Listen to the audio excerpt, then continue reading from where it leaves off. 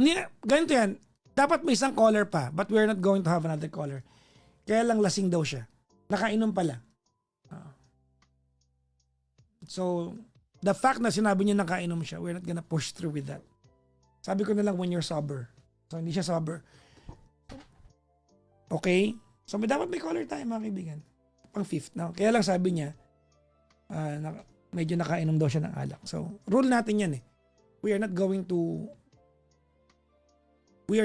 to bend the law, Your Honor, ha? Ay, bend the rule. Okay?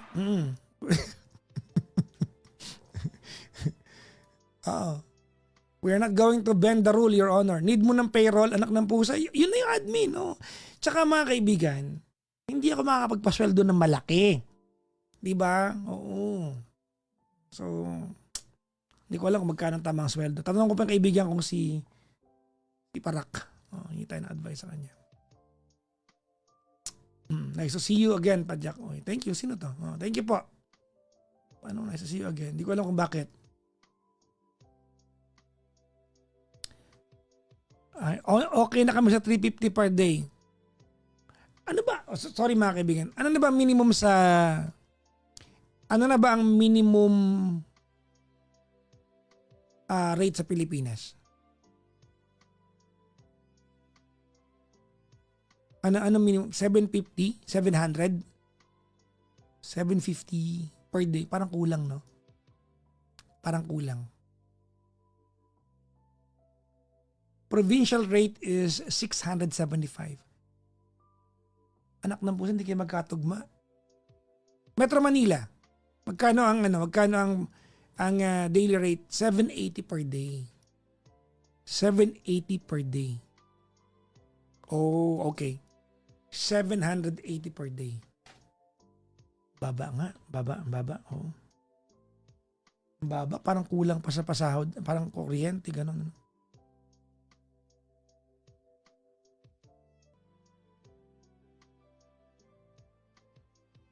Sakit ng likod ko. Ang lala ng back, exercise ko kanina. Ang sabi, try natin lasing. Wala na po isang caller, hindi na kaya. Pag lasing ko na, 5:04 na. Ba naman yan? Tsaka, yung ano yung sabi dito ni Vinny? 755 for non-agri. 718 for agri or retail. Anong kahulugan nun? Ano yun? What's agri and non-agri? Agriculture ba? Isa?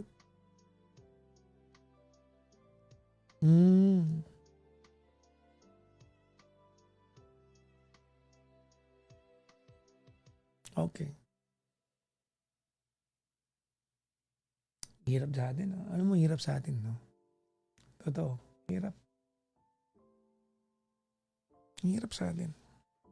One of these days, mga kaibigan, pupost ko rin yung kuryente ko. Yung pag-jump. Nahantay ko yung bill this month eh.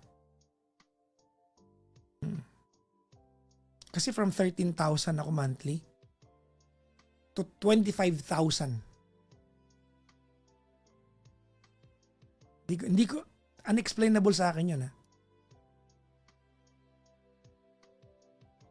13,000 eh. Tapos ang kasunod 25,000. Halos doble. 1,000 na lang, doble na. Hindi ko nagigets yung part na yun. Inaantay ko yung this month eh. Kasi wala naman nagbago sa usage namin eh. Wala nagbago. Anong nagbago sa usage namin? Diba? Wala nagbago sa usage namin eh. Diba? Same times 2. Di ko magets eh, no? Medyo hindi ko na rin alam. Siguro ang hirap mag-complain kung halimbawa ang ganda ng PGH, walang lubak sa kalsada. No? Yung hospital, yung mga public, yung mga government at public hospitals natin, kumpleto ng gamot, maayos ang ward, yung ganon. Kung kahit ang matataas ng bilhin, kung, di ba, kung paldo tayo sa part na yan, ang hirap mag-complain eh. Hindi naman eh. Di ba?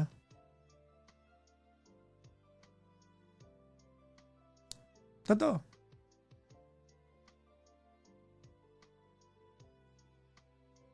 Yun ang ewan ko ba?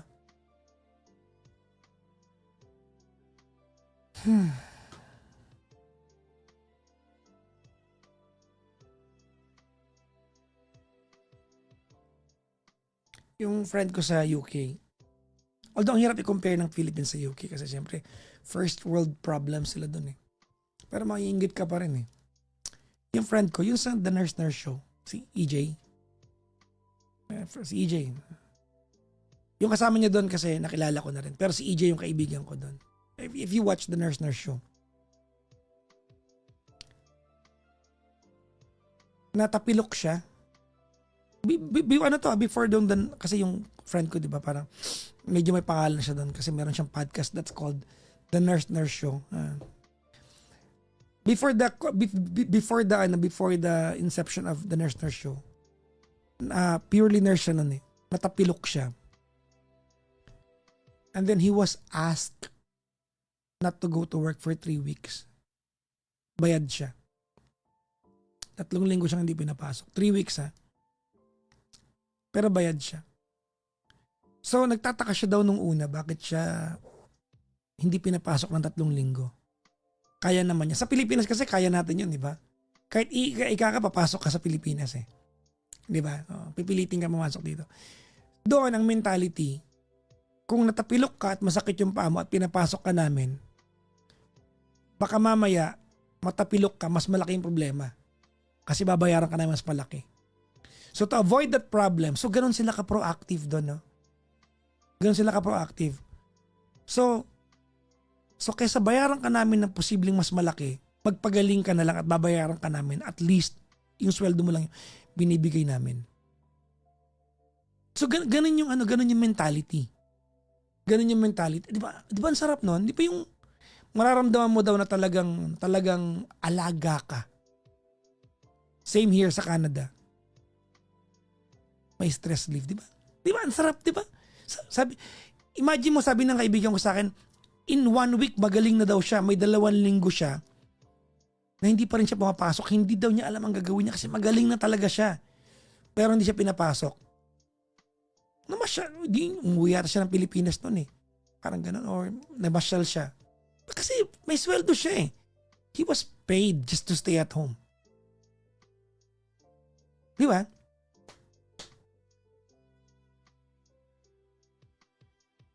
Mentality, something like prevention is better than cure. Totoo. Di ba? May sick pay. Ang sarap nun, di ba? Ang sarap nun. Sabi dito ni El Rio, UK nurse here. El Rio Del Rey. So, kilala mo yung friend ko dyan, El Rio Del Rey. The Nurse Show. I mean, kung taga-UK ka at nurse ka, you know the Nurse Show. Tama ba ako? You've heard about them?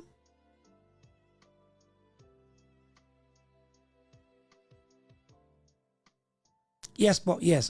EJ, yung isang host doon, I almost lived in the same house with that guy. For many years. Kasama ko yan nung sobrang hirap ng buhay namin parehas. We lived in one community. Tropa ko yan, as in Sanggan Dikit. Top point, best friend ko yan. Kasama kong kumakain dati ng pansit canton yan na hindi po pwedeng may maunang kumain dahil magkukulang yung pansit canton dahil yun lang ang pera namin. Ganon kami ka-close ng tao na yan.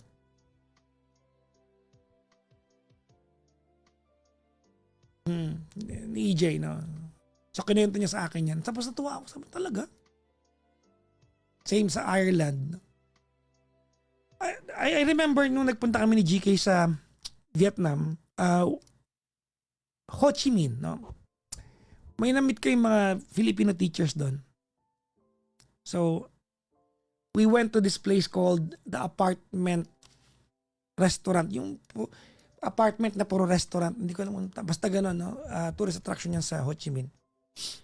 Ngayon, nagpunta kami doon and may na-meet kami mga teachers doon. Tatlo sila. Cafe apartment. Yun ba yan? Yata, basta ganun. Nandun kami kumakain ni GK. May lumapit sa amin. I think 3 or 4, isang lalaki, 3 babaeng teachers. Tapos nagpa-picture sila sa amin. Sobrang daldal ko naman kasi talaga. No? So, tinanong ko sila. In-interview ko, ba't kayo, tawag nito, ba't kayo nandito, ganyan. Tapos, ang sinabi lang nila, sa Vietnam daw, Vietnam to, Asian country to mga kaibigan. Sa Vietnam daw, pag teacher ka lang. Wala kang ibang gagawin kundi, somebody will prepare the distribution of books for you. May PA ang bawat teacher. So pag teacher ka lang, nagtuturo ka lang talaga. Sa atin iba eh. Pag teacher ka, ikaw na rin sa canteen, ikaw rin sa flag ceremony, ikaw sa program. Di ba ganon, di ba sa atin, di ba? Doon daw sa Vietnam, hindi. Pag teacher ka lang, magtuturo ka lang, period. Mayroon kang aid, may teacher's aid ka daw. So kinumpia ko, yung sister ko po ay teacher sa Pilipinas. Before the school year, brigada eskwela, magpipintura. Hindi naman masama kasi bayanihan is one of our best trade, di ba, sa Pilipinas. Kaya lang, ganun kakawawa yung mga teachers natin. Di ba? Tama, no? Sa Vietnam may tagagawa ng visual aid. So pag teacher ka, magtuturo ka lang talaga. Tandem daw kayo ng teacher's aid. Even in Thailand. Madami ng teacher doon. No? Kaya may mga teachers na Pinoy at Pinay sa Vietnam. Kasi yung sweldo hindi naman doon nalalayo, pareho lang dito. Pero hindi ka laspag. Hindi ka laspag daw. As in, sa atin kasi pag nag-teacher ka dito, kawawa ka kasi talagang buong buhay mo teacher ka na. Pag gising mo pa lang, may ginagawa ka na for the school hanggang makauwi ka. So sometimes, ang mga teacher, di ba, yung buhay nila sobrang, kumbaga parang, ano tawag nito, structured talaga by your profession. Parang ganun, no? So, yun, no?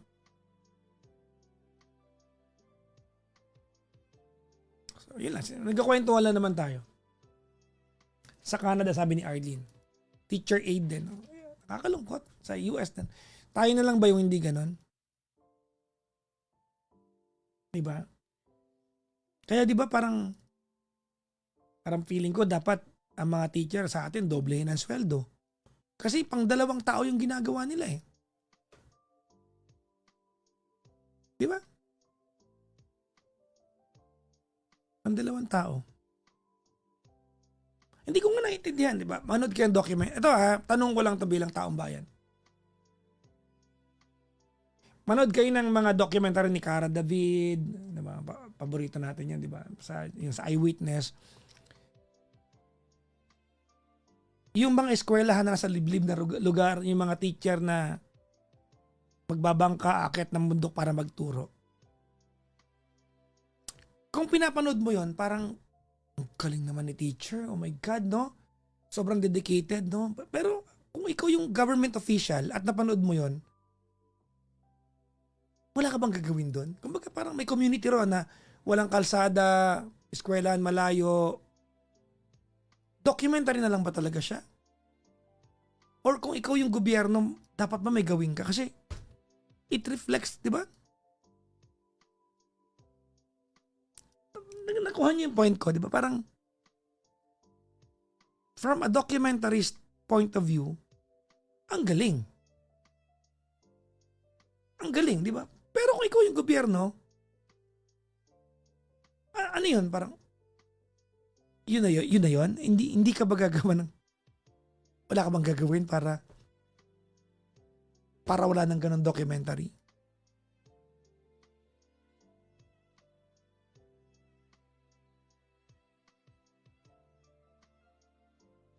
Diba? Tsaka, this is not a problem of just one administration. Parang ang dami ng administrasyon na may ganyang documentary. Parang, Hindi ba, kumbaga parang, ewan ko, maybe the problem with us is, sanay tayo sa, okay na yan. Tiisin na natin yan. Pwede na yan. Sanay tayo sa ganun eh. Di ba?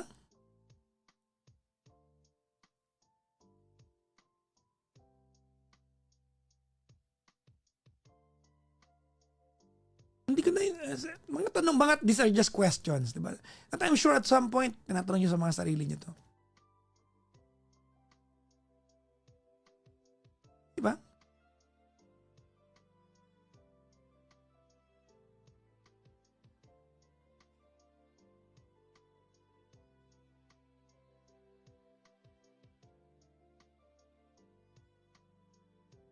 Kung hindi ka pagalit, bakit? Um, kung hindi ka pagalit, bakit? Ang ganda nung sinabi mo, no? Pero, totoo lang, pagod na rin tayo magalit. Yun ang totoo. Dumating na tayo sa point na pagod, di ba? Pagod na tayo magalit. Pagod na tayo mag-rant. Nagbubuntong hininga na lang tayo. We are no longer at that stage where kaya natin magalit. Ewan ko, ako lang to. We're tired of it. Because it yielded us little results eh.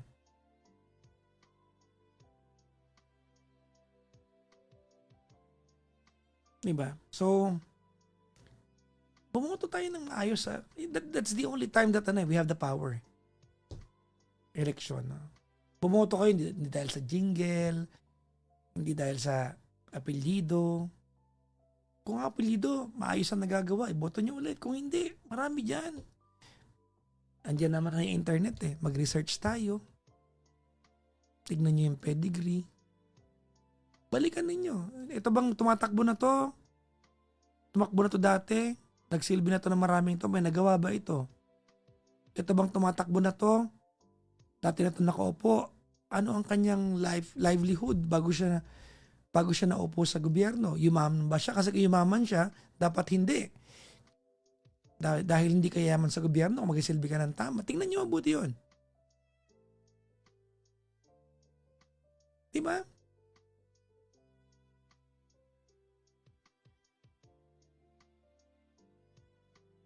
So, nasa atin yung power na yan, guys.